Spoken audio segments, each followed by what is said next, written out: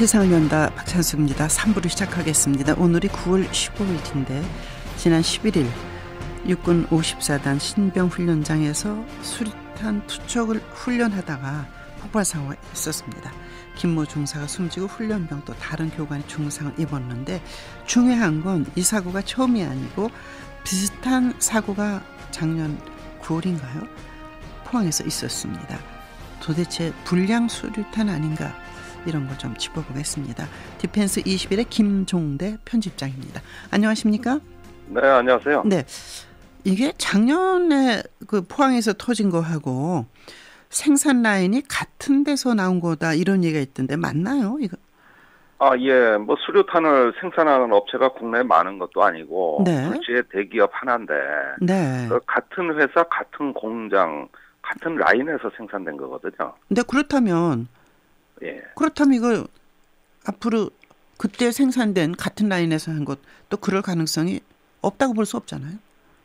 그렇죠. 그래서 올해 사실은 지금 재고량이 한 25만 발 정도 되는데요. 25만 발. 네. 25만 발을 소비해야 됩니다. 네. 그런데 올해 4월인가요? 그 군에서 자체 시험을 해보니까 이게 안전핀을 뽑았을 때 3초가 지나서 폭발이 돼야 되는데 그 3초 이내에 폭발하는 불량품이 다수가 발견됐다.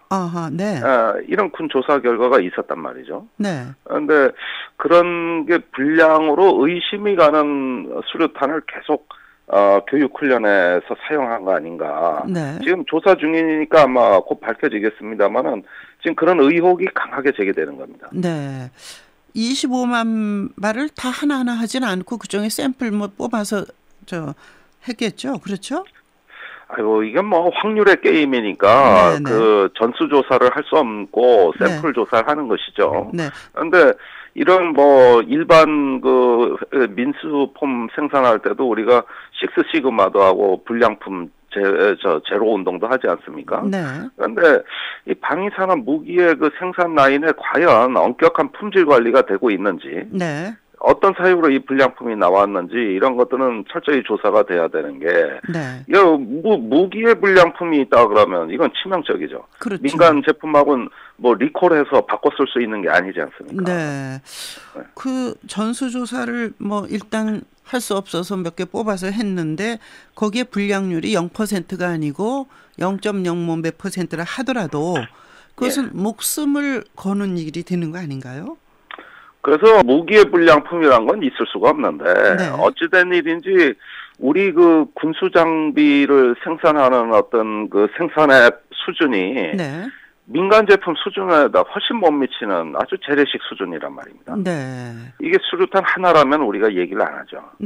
그건 어쩌다 있는 거니까 고치고 개선할 수 있습니다. 그런데 뭐 지금까지 헬멧, 방탄복, 뭐 그 외에도 어떤 여러 가지 어떤 뭐 소총에 이르기까지 이게 뭐 불량품이 한두 개래야 이게 얘기를 하는데 이건 방위 산업에 대한 어떤 그 생산 라인이 아주 저예산에다가 어떤 재래식 생산의 개념 이래가지고 현대화가 잘 안 됐던 분야이기 때문에 이런 현상이 발생하는 구조적 문제가 아닌가 생각이 돼요.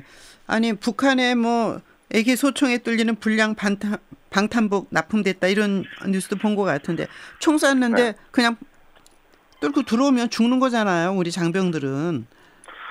아니 그걸 방탄복 그렇죠. 아니 그러면 한두 가지가 아니라면 좀 전에 말씀하신 대로 재래식 방위산업 또는 뭐 방산 비리까지도 연상이 되는데 이런 게 어떤 그동안 이제 방산 비리는 너무도 많이 지적되지 않았습니까? 뭐 헬기에 뭐 소나 음향 탐지기에 이런 것과 관련이 있다고 보십니까?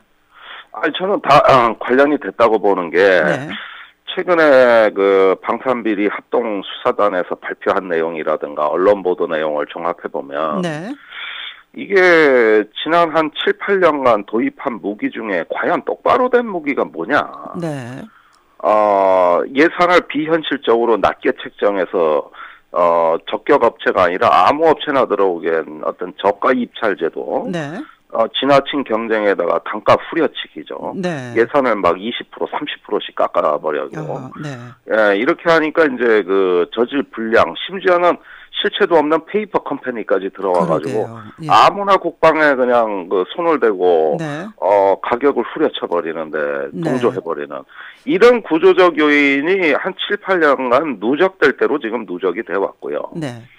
이런 무기 분야에서만 그런 줄 알았더니 그게 아니라 장병들이 왜 입는 군복 있지 않습니까? 글쎄요, 네. 예, 이건 뭐 땀 흡수도 못한다 그러는 옛날 우리 나이롱 그 넌닝구 시절에 예 그런 거하고도 별 다를 바가 없고 군화 보십시오.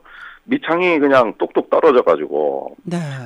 행군 중에 뭐 군화가 그 밑창이 떨어지면은 네. 보병이 발을 보호해야 보병인데. 그렇죠.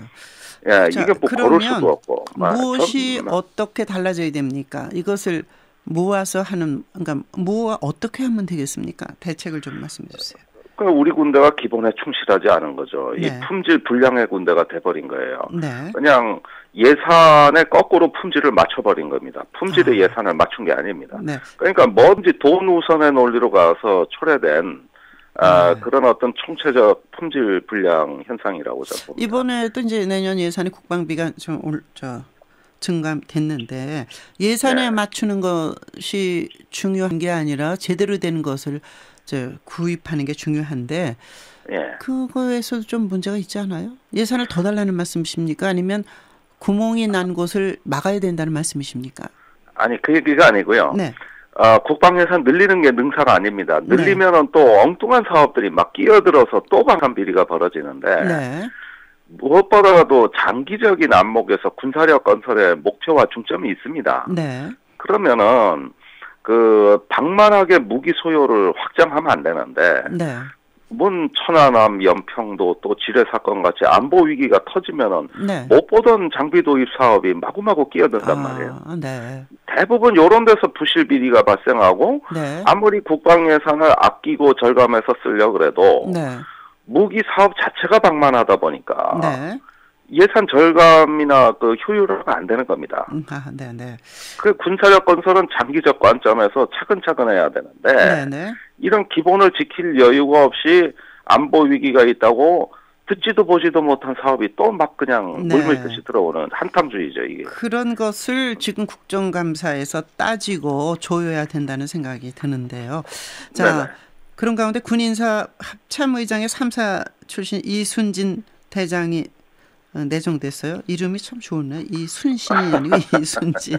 이건 어떻게 보십니까? 창군 이래 처음이라고 그러고 뭐 키가 한 160, 한 2, 3cm밖에 안 되는데 뭐 대단한 분이다 이런 평도 있는데요. 어떻게 보십니까? 아니 뭐 강감찬 장군도 키는 작았어요. 아니 뭐 제가 키 작다는 걸 얘기한 게 아니라. 볼거 보면 없던 사람인데 우리는 뭐 장성들이 잘생기고 멋있고 엘리트의 경력을 다 갖고 있는 사람이 전쟁에서 잘 싸우는 건 아니니까. 네. 그런데 저는 이번 인사를 보면서 상당히 유감입니다. 아, 그래요? 우선 말씀하신 이순진 대장은 그동안의 합참 근무 경력이 거의 전무하다고시피 한 합참의 민사심리부가 다예요. 근데 수도군단이 결국은 뭐 미니 합참 정도인데 그걸 지내셨다 뭐 이렇게 보도가 돼 있던데요. 네. 합참에 가면은 용어부터 다 바뀝니다. 아, 그래요? 예, 또 미군하고 협조를 해야 되고. 네. 근데 우리가 천안함 연평도 때 봐서 압니다만 그 야전에서 훌륭한 군인이 합참에서도 훌륭한 군인이 맞느냐. 이건 다른 전문성이 요구되는 분야인데. 네. 근데 지금 합참의장 새로 내정되신 분뿐만 아니라 그 전임 최윤희 합참의장도 합참에서 전문성을 쌓을 기회가 없으셨던 분들이고, 우리가 천안함 연평도 때 그 합참이 거의 마비돼가지고 사태를 제대로 파악 못해 우왕좌왕 한결 봤는데, 그때 합참의장도 합참 근무 경력이 없었던 분이에요. 그래서 조금 유감이다 이런 말씀으로 정리를 하겠습니다. 시간이 다 됐네요. 네, 저는 뭐 키 작다는 것을 흠으로 말씀드린 게 아니라 그래도 담대한 분이다라고 말씀드리기 위해서 했었습니다. 김종대 디펜스 21 편집장이었습니다. 8시 13분입니다.